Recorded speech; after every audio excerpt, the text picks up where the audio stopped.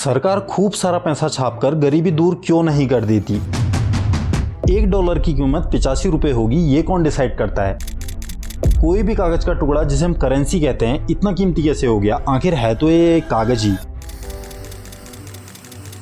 ऐसे ही बहुत सारे प्रश्न आपके भी दिमाग में आते होंगे। आज पैसे के बारे में आपके सारे डाउट क्लियर होने वाले हैं, वो भी बहुत आसान शब्दों में, क्योंकि हमारे चैनल का एम भारत के हर इंसान को फाइनेंशियली एजुकेट करना है। पैसे को जानने के लिए चलते हैं आज से 12,000 साल पहले, जब इंसान ने जंगलों से निकलकर खेती करना शुरू किया। जब तक इंसान जंगलों में रहता था तो वो शिकार करके और फल खाकर अपना गुजारा कर लेता था, लेकिन जैसे ही उसने खेती शुरू करी और अनाज उगाना शुरू किया तो उसने अनाज को स्टोर करना भी शुरू कर दिया। तब इंसान कबीलों में रहा करता था, और जब कबीले के एक सदस्य को हथियार या औजार की जरूरत होती थी तो वो अपने साथी को औजारों के बदले अनाज दे देता था। इस तरह इंसान अपने कबीलों से निकलकर धीरे धीरे दूसरे कबीलों से भी सामान की अदला बदली करने लग गया। लेकिन इस तरह से व्यापार तभी हो सकता था जब सामने वाले की जरूरत की चीज आपके पास हो और आपकी जरूरत की चीज सामने वाले के पास हो। जैसे अगर एक किसान के पास अनाज है और वो मछली चाहता है तो उसे किसी ऐसे इंसान को ढूंढना होगा जिसके पास मछली हो और जिसे अनाज की जरूरत हो। ट्रेडिंग के इस तरीके को बार्टर सिस्टम कहते हैं। बार्टर सिस्टम के साथ कई समस्याएं भी थी। हर चीज की कीमत तय करना मुश्किल था। जैसे 10 किलो गेहूं के बदले कितनी मछलियां मिलनी चाहिए, ये तय करना आसान नहीं था। अगर किसी को ऐसी चीज चाहिए जो दूसरे के पास न हो तो लेन देन पॉसिबल नहीं था। कई चीजें जैसे अनाज और फल लंबे समय तक स्टोर नहीं किए जा सकते थे, इस वजह से बार्टर सीमित था। बड़ी चीजों को छोटे भागों में बांटना मुश्किल था। जैसे अगर किसी को एक घोड़े के बदले कुछ अनाज चाहिए तो घोड़े को तो आप डिवाइड नहीं कर सकते। अब इंसान को व्यापार करने के लिए एक नए तरीके की आवश्यकता थी, और जैसा कि आप जानते हैं आवश्यकता ही आविष्कार की जननी है। लगभग 3000 BC में मेसोपोटामिया में सामान के लेन देन के लिए कीमती धातुओं जैसे सोना और चांदी का उपयोग शुरू हुआ। उसके बाद 1000 BC के आसपास चीन में तांबे के सिक्के करेंसी के रूप में यूज होने लगे। मेटल करेंसी का चलन इस वजह से बढ़ा क्योंकि ये टिकाऊ थी, इसे मेजर किया जा सकता था और इसे अनाज की तुलना में स्टोर करना इजी था। 600 ईस्वी तक व्यापार इसी मेटल करेंसी से होता रहा। अब इंसान अपने पड़ोसी कबीलों तक ही सीमित नहीं था, वो व्यापार के लिए दूर देशों की यात्राएं करता था। सोने के सिक्कों से भरे बोरों को साथ लेकर दूर की यात्राएं करने में प्रॉब्लम आने लगी, क्योंकि ज्यादा क्वांटिटी में मेटल के साथ लंबी दूरी तय करना कठिन था और इसे चोरी होने का डर हमेशा बना रहता था। मेटल करेंसी की इन्हीं लिमिटेशन के कारण 618 से 907 ईस्वी में चीन के तांग राजवंश ने पेपर करेंसी का पहली बार यूज किया।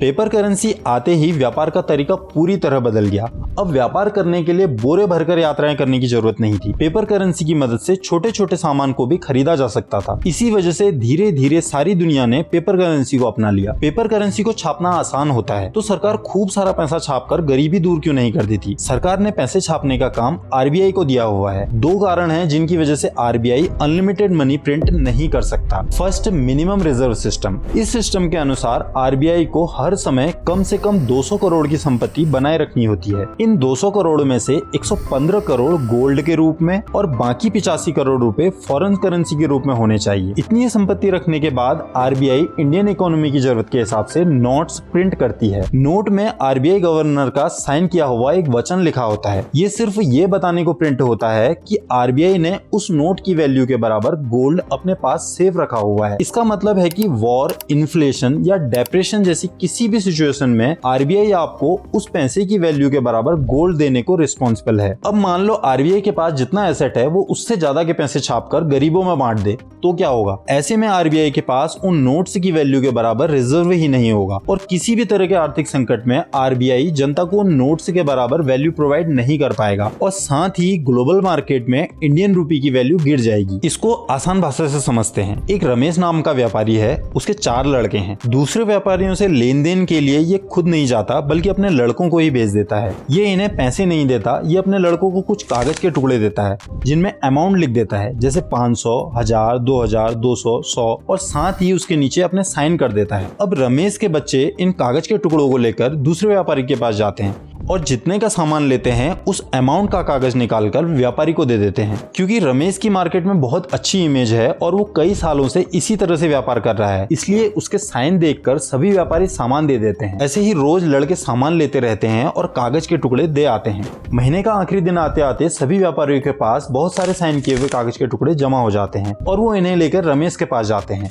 और सभी कागज के टुकड़े के कुल योग के बराबर की वैल्यू का कैश रमेश से ले लेते हैं। लेकिन एक दिन रमेश मर जाता है और उसका सबसे बड़ा लड़का सुरेश अपने पिता का रोजगार संभालने लगता है। उसने भी अपने पिता की तरह ही कागज में साइन करके अपने भाइयों को देना शुरू कर दिया। पिता के नाम की वजह से सभी व्यापारी उसे साइन किए हुए कागज से सामान दे देते थे। लेकिन सुरेश इस बात को भूल गया कि उसके पिता सिर्फ उतने ही अमाउंट के कागज के टुकड़े बनाते थे जितना पैसा उनके घर में होता था। इसी वजह से वो समय पर सबकी पेमेंट कर देते थे। सुरेश ने लालच में आकर जितने पैसे उसके घर में थे उससे ज्यादा के कागज बनाना शुरू कर दिया और अपने भाइयों को देता रहा। लेकिन जब महीने के अंत में व्यापारी उसके घर पहुंचे तो वो सबको पैसा नहीं दे पाया, क्योंकि उसने जितना पैसा उसके पास था उससे दुगने अमाउंट के कागज बना दिए थे। जब मार्केट में ये बात फैली तो सभी व्यापारियों ने उसके कागज के टुकड़ों पर भरोसा करना बंद कर दिया और सब लोग एक साथ सुरेश के पास अपने पैसे लेने पहुंच गए। लोगों को पैसे देने के लिए सुरेश ने अपनी दुकान बेचनी पड़ी। ऐसा ही कुछ वेनेजुएला के साथ हुआ। वेनेजुएला ने सुरेश की तरह ही खूब सारा पैसा छापा। आज इस देश का हाल ऐसा है कि यहाँ 1 लाख तक के नोट अवेलेबल हैं, पर इनकी वैल्यू 0 के बराबर है। अगर आरबीआई भी खूब सारे नोट छापकर मार्केट में छोड़ दे तो जब कोई आर्थिक संकट आएगा तो सरकार आम आदमी को उसकी वैल्यू के बराबर गुड्स नहीं दे पाएगी।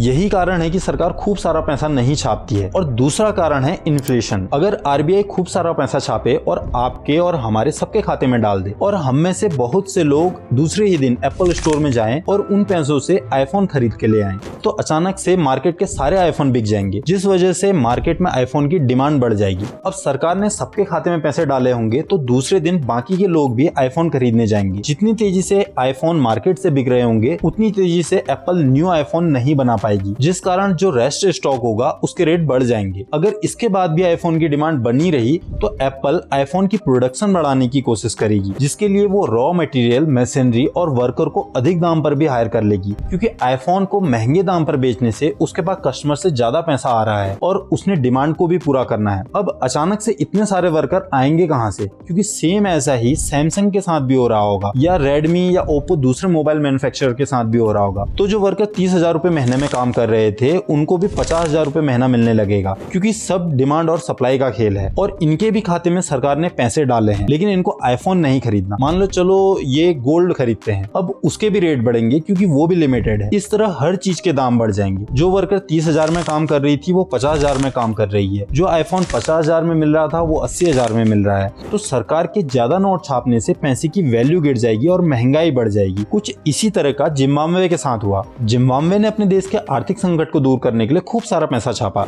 जिस कारण जिम्बाब्वे में महंगाई बहुत बढ़ गई। इस महंगाई को दूर करने के लिए जिम्बाब्वे ने फिर से खूब सारा पैसा छापा, यहाँ तक कि $1,000,000 के नोट इस देश में प्रिंट होने लगे, जिस कारण इस देश में प्रोडक्ट इतने महंगे हो गए कि लोग एक ब्रेड का पैकेट खरीदने के लिए नोट्स की गड्डियां लेकर बाजार जाते थे। अब इमेजिन करो किसी को कार खरीदनी होगी तो वो ट्रक भरकर पैसा ले जाता होगा। 1947 में $1 बराबर था ₹1 के, लेकिन आज $1 की कीमत 85 रुपए है। डॉलर की वैल्यू डिसाइड कौन करता है? और आखिर डॉलर में ऐसा क्या है जो सारी दुनिया का ट्रेड डॉलर में होता है? जब पेपर करेंसी को सारी दुनिया ने अपनाया तो एक कंट्री दूसरी कंट्री से ट्रेड करने के लिए पेपर करेंसी का यूज करने लगी, जिस कारण एक नई प्रॉब्लम का जन्म हुआ। कैसे एक कंट्री दूसरी कंट्री की करेंसी पर भरोसा कर ले? ऐसे में जरूरत महसूस हुई एक ऐसी करेंसी की जिसको सभी कंट्री एक्सेप्ट करें। इसका हल ये निकला कि करेंसी की वैल्यू को गोल्ड से अटैच कर दिया जाए, क्योंकि सारी दुनिया पेपर करेंसी से पहले गोल्ड में ट्रेड कर रही थी और गोल्ड सभी जगह एक्सेप्टेबल था। इसलिए ये रूल बनाया गया कि कोई भी कंट्री उतने ही नोट छाप सकती है जितना उसके पास गोल्ड है। हर देश ने अपनी करेंसी की वैल्यू को गोल्ड से अटैच कर दिया। जैसे भारत ने अगर कहा होगा कि 1 ग्राम गोल्ड मतलब 100 रुपया और अमेरिका ने कहा कि 1 ग्राम गोल्ड मतलब $10, तो $1 बराबर हो गया ₹10 के। अब इसी बेस पर सारी दुनिया में ट्रेड होने लगा। उस समय दुनिया में सबसे ज्यादा गोल्ड था इंग्लैंड के पास, क्योंकि इंग्लैंड ने लगभग सारी दुनिया पर राज किया था और वो इन सभी देशों में अपने गुड्स और सर्विस एक्सपोर्ट करता था, और जितना ज्यादा जिसका एक्सपोर्ट होगा उतना ज्यादा गोल्ड उसके पास आएगा। लेकिन ये कहानी तब बदल गई जब वर्ल्ड वॉर 1 में सभी देशों ने खुद को बचाने के लिए बहुत बड़ी मात्रा में हथियार खरीदने पड़े और सभी को वेपन प्रोवाइड किए अमेरिका ने। सभी देशों ने अपने देश की करेंसी से अमेरिका से हथियार खरीदे। ऐसे में सारे दुनिया की करेंसी अमेरिका के पास आ गई और इसी तरह अमेरिका के पास उन देशों का गोल्ड जमा होता गया। जब वर्ल्ड वॉर 1 खत्म हुई तो ज्यादातर कंट्री का गोल्ड खत्म हो चुका था। अब जब गोल्ड ही नहीं बचा तो वो करेंसी कैसे प्रिंट करेंगे? इतने में वर्ल्ड वॉर 2 शुरू हो गया और दोबारा वही हुआ। अमेरिका ने भर भर के गोल्ड के बदले हथियार बेचे, जिस कारण अब दुनिया का 80% गोल्ड यूएस के पास पहुंच चुका था। अब कोई भी कंट्री अपनी करेंसी कैसे छापे? गोल्ड तो उनके पास है नहीं। इसका सॉल्यूशन निकालने के लिए 44 कंट्री कंट्रीज ने 1944 में एक मीटिंग की और इस मीटिंग में ये डिसाइड हुआ कि अब गोल्ड की जगह डॉलर को बेस मानकर ट्रेड किया जाएगा, क्योंकि यूएस के पास सारा गोल्ड था। साथ ही यूएस ने बाकी की कंट्रीज को लोन भी दिया और उसमें कोई भी कंट्री यूएस को डॉलर वापस करके गोल्ड ले सकती थी। धीरे धीरे हर देश में डॉलर जमा होने लगा और साथ ही कुछ कंट्रीज ने अपनी इकोनॉमी में सुधार कर लिया। जैसे जैसे दूसरे देशों की इकोनॉमी सुधरने लगी तो उन्होंने यूएस को उसके डॉलर वापस करके गोल्ड अपने देश वापस लाना शुरू कर दिया।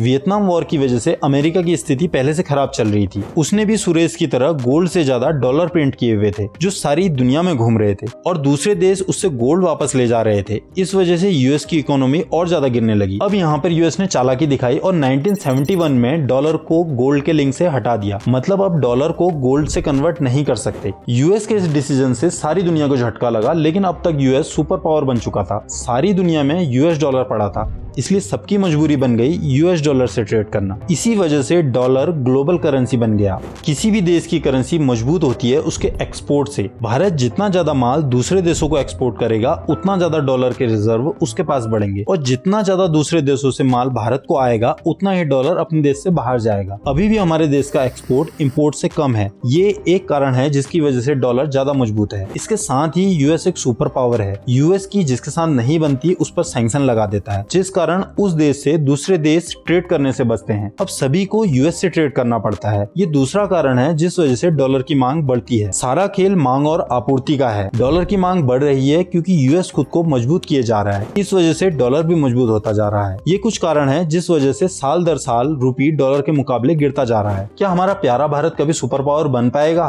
क्या कभी दोबारा से $1 एक इंडियन रुपी के बराबर होगा? कमेंट सेक्शन में जरूर बताएं।